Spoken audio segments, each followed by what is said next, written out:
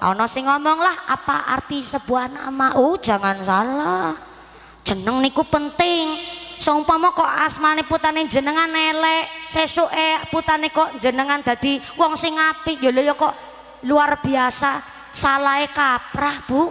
Contoh anake diparingi asma setan, Syaitonir Rajim umpama dume mundut saking ngene ayat Quran upami basa Arab Syaitonir Rajim, ternyata besok gede anake dadi ustad, dadi mubalik kondang kepada akhinal kiram al ustad Syaitonir Rajim.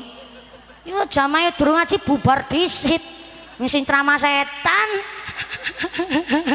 Mari ingkang sae kali putra putrine, sing penting dianjurkan ingkang ngemu ateges makna ingkang sae supaya putra putri kita semua pun yo anake dadi percaya diri, nek namanya baik anake yo percaya diri.